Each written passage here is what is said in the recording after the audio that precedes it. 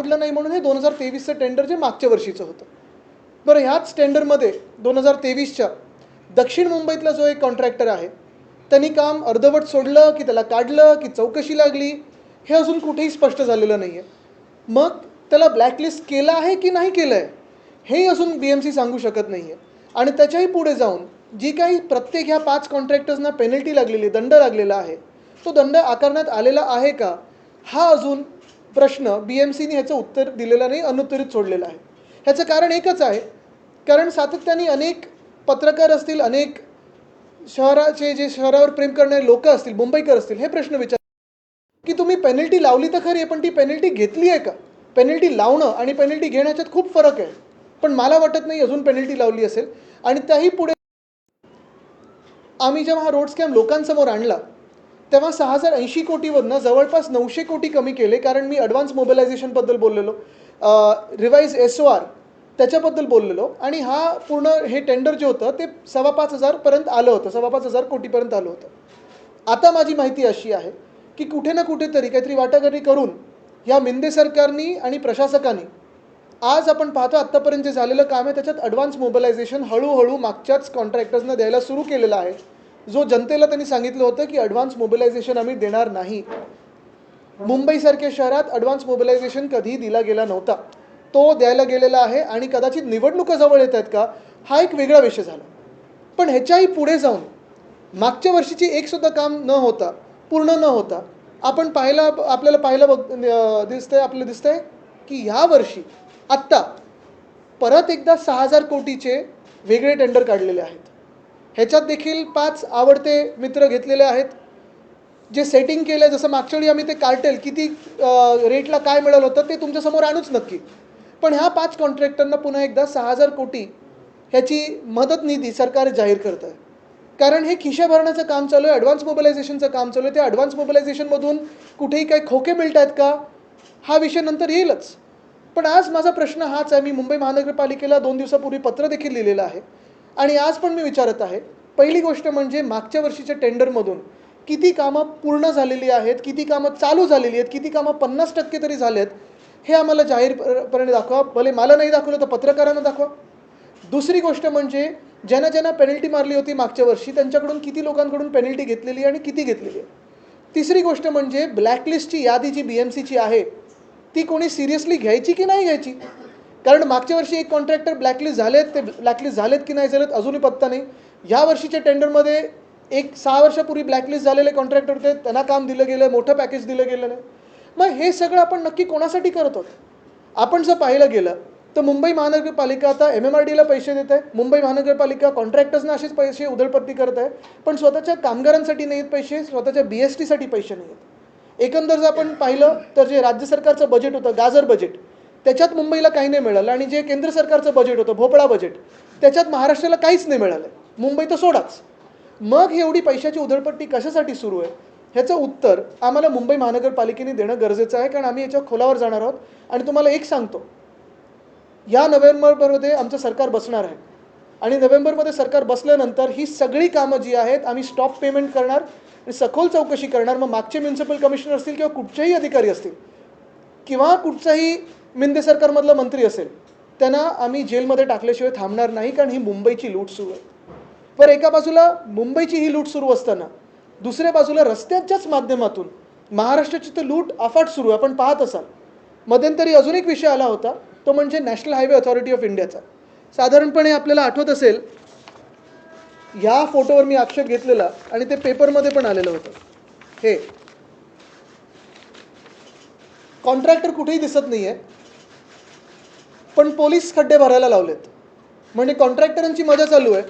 पाऊस पडला की जातील दुबई, सिंगापूर, कुठे जण जायचे तिथे, पण पोलिसांना खड्डे भरायला लावतात. National highway authority of India, एरवी आपण पाहत असतो, आम्हाला मोठं मोठं यूट्यूब पॉडकास्टवर वगैरे ऐकायला येतं की आम्ही 2 मिनिटात एवढे किलोमीटर बनवतो, चंद्रापर्यंत रस्ते बनवणार, पाण्यातून रस्ते बनवणार, अमुक करणार तमुक करणार. मुद्दा असा आहे, मुंबई गोवा महामार्ग असेल, मुंबई नाशिक महामार्ग असेल, मुंबई अहमदाबाद महामार्ग असेल, हे तिन्ही रस्ते national highway authority of India म्हणजे केंद्र सरकारच्या अखत्यारीतले आहेत.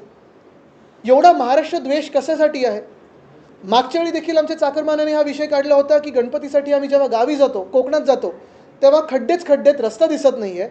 आम्हाला सांगितलं होतं की हे खड्डे आता डिसेंबरपर्यंत जातील आणि चांगला रस्ता बनेल. पुन्हा एकदा 8 महिने होऊन गेलेले आहेत, जुलै आलेलं आहे, पुढचे गणपती आलेले आहेत, पण खड्डे भरले गेलेले नाहीत.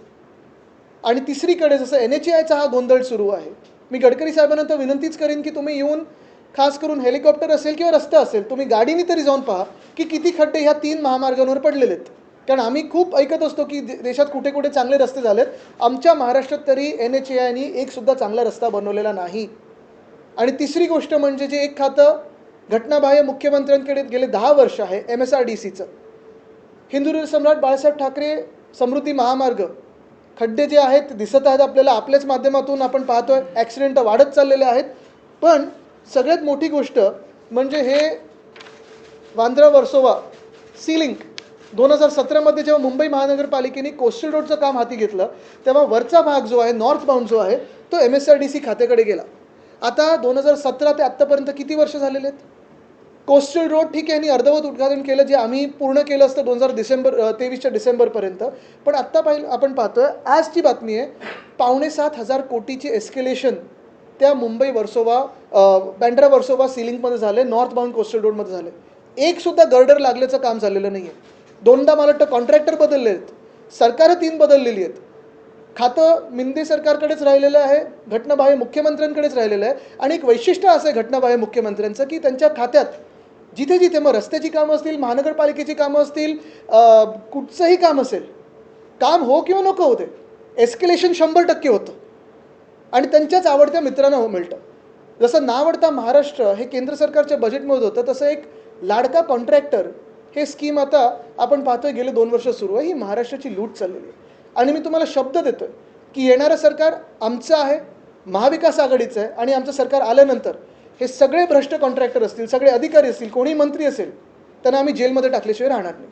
प्रत्येक निवडणुकीच्या अगोदर अशा प्रकारची मुंबई महापालिकेत 6,000 कोटी रुपयांची नवीन रोड कॉन्ट्रॅक्ट देतात आणि तुम्ही म्हटलं की ॲडव्हान्स पैसे असे दिले जातात. ते पैसे काय निवडणुकीसाठी वापरतात? आता हे खोके धोके म्हणजे स्वतःसाठी खोके, जनतेला धोके हे दिसतंय. तर ते कशासाठी वापरले जातात माहीत नाही, पण एवढं मोठं कॉन्ट्रॅक्ट जर आपण पाहतोय, मागच्या वर्षीचं एक तरी कॉन्ट्रॅक्ट पूर्ण झालं आहे का? मग कोणतरी भाजपचं बोलतं की नाही नाही हे कॉन्ट्रॅक्ट रद्द झालं पाहिजे, आम्ही कोर्टात जाऊ, तेवढं जाऊ. एवढं नाटक करण्यापेक्षा पक्षाचा पाठिंबा काढून घ्या मिंदे सरकारमधून. जसं तुम्ही महामार्गाचं सांगितलं, मुख्यमंत्रीपदी आल्यानंतर मुख्यमंत्र्यांनी सांगितलं होतं की मुंबई ही 2 वर्षात खड्डेमुक्त करणार. पण आता आपण परिस्थिती बघतो की वेगवेगळ्या मार्गावर खड्डे पाहायला नाही, काल मला वाटतं 1-2 ट्विटर हँडल्सनी पण ट्विट केलेलं आहे, मला वाटतं त्याच्यात आलं आहे सगळीकडे की नवीन झालेल्या रस्त्यांवर देखील आता खड्डे पडायला लागले. तुम्ही कोस्टल रोडचं बघा ना, तो एक जे 2 कनेक्टर्स आहेत हाजी अलीच्या तिथे देखील ते डांबर आता निघायला लागलेलं आहे. तो रस्ता तुम्हाला आठवत असेल, टर्मिनल 1चा पूल जो आहे 3 महिने बंद ठेवलेला. मग मी 2दा ट्विट केल्यानंतर त्यांना उघडायला लागला, कारण त्यांच्याकडे VIP कडे वेळच नव्हता उद्घाटन करायला. परत खड्डा पडला. ते मला वाटतं MMRDचं काम आहे. नाही, मी त्याच्यात जाणार नाही. बघा, नाही कृष्णजी, मी याच्यात जाणार नाही, कारण आज जो महत्त्वाचा विषय आहे तुम्ही पहा, ह्याच्यात कुठेही राजकीय विषय नाही आहे. हा विषय प्रत्येकाशी निगडीत आहे, तुमच्या आमच्याशी निगडीत आहे. तुम्ही कुठच्याही पक्षाचे मतदार असाल, करदाते तर आहात, महाराष्ट्र म्हणून आपण सगळ्यात जास्ती कर भरत आहोत. मग आपल्याला केंद्रीय मंत्रालयाकडून म्हणजे NHAI कडून, ministry of road transport and हायवेजकडून, MSRDCकडून किंवा मुंबई महानगरपालिकेकडून एवढे बेकार रस्ते का मिळत आहेत? आणि जेव्हा आम्हाला सांगितलं जातं किंवा आम्ही 2 वर्षात खड्डेमुक्त करू, अमुक करू, तमुक करू, ठाण्याचे किती खड्ड्याचं तर लोकांसमोर यायला लागले, तिकडच्या फ्लायओव्हरचं किती बेकार लोकांसमोर यायला लागलेलं. हिंदी में जानना चाहेंगे, आज जो आपने प्रेस कॉन्फ्रेंस लिया है, पॉटहोल समेत जो है हाईवेज की जो कंस्ट्रक्शन है और ये जो सीलिंग का इश्यू है, आपने काफी सारे मुद्दे उठाए हैं. बिल्कुल. क्या कहना चाह रहे थे? आज हम 3 मुद्दे अहम उठा रहे हैं. पहली बात तो यही है कि BMC मुंबई महानगरपालिका पिछले 2 सालों से चुनाव नहीं हुआ है. 2021-22 के जो काम थे वो स्लो डाउन कर दिए मिंदे सरकार ने. जो 22 में टेंडर्स निकलने वाले थे, उनके कॉन्ट्रैक्टर दोस्तों को पसंद ही नहीं आया, तो वो रद्द कर दिए गए. फिर 23 में 15 जनवरी 2023 को मैंने पत्रकार परिषद ली थी और आप ही के माध्यम से जनता के सामने ये एक मेगा स्कैम एक्सपोज किया था. 18 जनवरी 2023 को खुद PM साहब आए थे, उन्होंने भूमि पूजन किया. लेकिन वो 5 पैकेज में से एक पैकेज ऐसा है जहां कॉन्ट्रैक्टर भाग गया है. BMC ने तय किया था कि उसको ब्लैकलिस्ट किया जाएगा, पेनल्टी लगाई जाएगी, लेकिन पेनल्टी लगाई तो है, पैसा वसूल किया है कि नहीं पता नहीं. बाकी की वसूली सरकार की बहुत चलती है, लेकिन पेनल्टी और कॉन्ट्रैक्टर से वसूली नहीं होती है. दूसरी बात यह है कि उन्हीं 4 जो पैकेज है, एक पैकेज तो बंद हो गया, 4 पैकेज में से एक भी रास्ता पूरा हुआ है क्या? ये मैंने सवाल बीएमसी को पूछा हुआ था, हर महीने पूछता हूँ, जवाब आता नहीं है क्योंकि जवाब है नहीं उनके पास। आपको अगर याद होगा, जब मैंने ये सवाल पूछे थे तब उन्होंने कहा था कि हम सीसीटीवी लगाएंगे, मॉनिटरिंग करेंगे, हर हफ्ते में सबको रिपोर्ट दिखाएंगे कि कितने प्रतिशत रास्ते हुए हैं। रास्तों के तो पता नहीं, लेकिन खोखे और धोखे बहुत सारे मिले हैं इस मुंबई को और महाराष्ट्र को। वैसे ही इस साल पिछले साल की तरह ही 6000 करोड़ का दूसरा टेंडर निकाला गया है, 5 अपने पसंदीदा कॉन्ट्रैक्टर्स को काम दिया गया है। लेकिन मेरा सवाल यही है कि 21-22 के रास्ते पूरे हुए क्या? तो नहीं। 23 के रास्ते पूरे हुए क्या? तो 1 भी किलोमीटर हुआ नहीं होगा शायद। जो नए रास्ते किए हैं, कॉन्ट्रैक्टर ने किए हैं, कंक्रीट के हो, वहाँ तो गड्ढे ही गड्ढे दिख रहे हैं। और फिर इन रास्तों की या इस टेंडर की क्या ज़रूरत थी 2024 में, जबकि पिछले 3 साल के टेंडर पूरे हुए ही नहीं है, काम भी पूरे नहीं हुए। अभी जब इतनी भारी संख्या में आप काम निकालते हो किसी भी शहर का, आज अगर हमारे शहर की स्थिति देखें तो हर जगह गड्ढे हैं, पानी भर रहा है, नए फ्लडिंग स्पॉट्स आए हैं, डिवाइडर्स डैमेज्ड है, रास्तों की क्वालिटी बहुत ख़राब हुई है। और जो केओस दिख रहा है, 15 लगभग म्यूनसिपल कॉरपोरेशन में वार्ड ऑफिसर जो अपॉइंट करने थे वो अपॉइंट किए ही नहीं है प्रशासन ने। तो फिर इतना केओस जो है आज देख रहे हो, बहुत सारा ट्रैफिक जम रहा है, अनप्लान्ड रोड्स खोल रहे हैं, जैसे कोस्टल रोड नॉर्थ बाउंड है। तो ये सब तकलीफें हम क्यों झेलें? क्योंकि सिर्फ घटना भाई मुख्यमंत्री जो है, जो मिंदे सरकार के है, जो गैंग लीडर है, उन्हीं को ये सब पसंद है, उनके कॉन्ट्रैक्टर्स को काम देने, इसलिए हम झेलें? ये कौन सी नाइंसाफ़ी है? अगर वैसे ही बात करने जाए तो national Highway Authority of India, जो खुद को बहुत एक बेहतरीन इंस्टीट्यूट समझती है, हमें बहुत बार पॉडकास्ट में सुनाई देता है, यूट्यूब पर हम देखते हैं कि 2 मिनटों में इतने हमने किलोमीटर बनाए, ऐसे रास्ते बनाए, चांद तक बनाएंगे। लेकिन चांद तो हमें ज़मीन पर दिख रहा है, क्योंकि गड्ढे ही गड्ढे चांद के सरफेस पे जैसे वैसे National Highway Authority of India के रास्तों पे है। मुंबई गोवा हो, मुंबई नासिक हो, मुंबई अहमदाबाद हाईवे हो, 4-4, 5-5 घंटे लोग ट्रैफिक में त्रस्त है, हैरान है। टोल तो भर रहे हैं लेकिन रास्तों का कहीं पता नहीं है। तो ये क्यों हम झेलें, क्यों हम सहन करें? हमें तो कहा गया था कि जो कोकण में हमारे कोकणवासी जाते हैं, खास करके अभी गणपति बापा के जो फेस्टिवल को, तो हर साल हमें कहा जाता है कि अगले दिसंबर तक ये रास्ते ठीक हो जाएंगे। अभी पिछला दिसंबर भी निकल गया, जुलाई आ गया है, लेकिन रास्ता दिख रहा नहीं। और फिर तीसरी बात रहती है MSRDC की। नॉर्थ बाउंड कोस्टल रोड जो है, लगभग 2017 से अभी तक 7 साल हुए, 8 साल हुए, 10 साल से तो इलीगल CM के पास ये खाता है। 3 सरकारें बदली है, खुद CM है, लेकिन अभी तक ना एक गर्डर लग चुका है, ना कनेक्टर लग चुका है। पैसा तो आ रहा है MSRDC में, कॉन्ट्रैक्टर्स को तो जा रहा है, कॉन्ट्रैक्टर बदला गया है। ये भी आज न्यूज़ आई है कि 6788 करोड़ से एस्केलेशन हुआ। ये जो इलीगल CM है, उनकी एक खासियत है, भले काम हो ना हो, काम होते तो है ही नहीं, लेकिन एस्केलेशन ज़रूर होता है, 100% एस्केलेशन से भी ज़्यादा होता है। और यही तकलीफ है इस महाराष्ट्र की कि अगर आप देखें तो ना केंद्र सरकार के बजट में हमारे लिए कुछ था, महाराष्ट्र करके सबसे ज़्यादा करदाता होके भी, GST को सबसे ज़्यादा कंट्रीब्यूशन होके भी, और ना महाराष्ट्र के बजट में मुंबई के लिए कुछ था। यही हमारी तकलीफ है, यही दर्द है। और मैं आश्वासित करना चाहता हूँ इस राज्य के सारे नागरिकों को कि हमारी सरकार नवंबर में बनेगी, महाविकास आघाड़ी की सरकार नवंबर में बनेगी।